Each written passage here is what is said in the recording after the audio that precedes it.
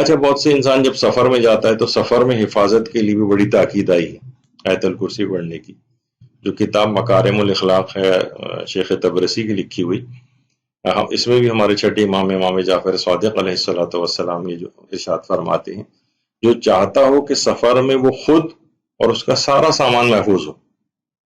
بہت سی air line ایسی سامان غائب ہو جاتا ہے، نقصان ہو جاتا ہے، آدمی کوئی چیز لا رہا ہے غائب ہو گئی سفر میں، تو اگر امام فرماتے ہیں کہ اگر کوئی چاہتا ہے کہ سفر میں وہ خود بھی محفوظ رہے، اس کا سارا سامان بھی محفوظ رہے، تو وہ آیت الکرسی کی تلاوت کرے، سلامتی کے ساتھ رہے گا.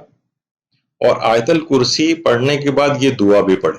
یعنی اس کا ترجمہ یہ ہے کہ پروردگار میری جو سیاحت ہے، یہ جو میرا ٹورزم ہے، اس کو عبرت بین قرار دے. یعنی انسان نگاہ عبرت سے چیزوں کو دیکھے، انسان دیکھے کہ واقعا میں جہاں جہاں سے گزر رہا ہوں، جتنے لوگ اس کو نظر آ رہے ہیں، یہ سب میرے جانے کے بعد بھی ایسے ہی چلتے پھرتے، کھاتے پیتے، ہنستے بولتے رہیں گے، لیکن میں اس دنیا میں نہیں رہوں گا. یعنی سیاحت کو بھی عبرت بینی قرار دے، اور میری خاموشی کو غور و فکر قرار دے، اور میرے کلام کو ذکر خدا کرنے والا قرار دے. یعنی یہ والی دعا پڑھے. یہاں پہ ہم عام طور پر سفروں میں دیکھتے ہیں انسان بس کیا ہے، سفروں میں بیٹھے بس ایک دوسرے کو دیکھ رہے ہیں، بس ایسی نظارے کر رہے ہیں. وہ بھی ٹھیک ہے کریں، لیکن نگاہ عبرت سے چیزوں کو دیکھیں، خاموشی میں بھی غور و فکر کریں، اور زبان کے اوپر ذکر خدا کو سفر میں جاری کریں. تو اس لحاظ سے سفر میں اس کی بڑی تاکید ہے.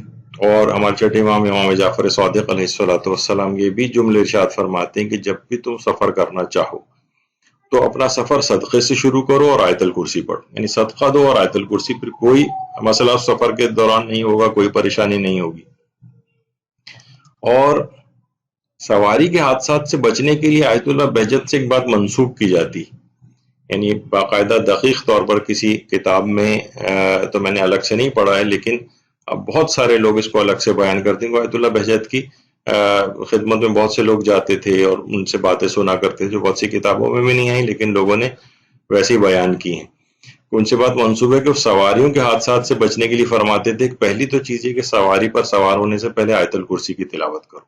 یعنی گاڑی میں، بس میں، ٹرین میں، جہاز میں، جس میں بھی آپ سفر کر رہے ہو، آیت الکرسی کی تلاوت کر کے بیٹھے.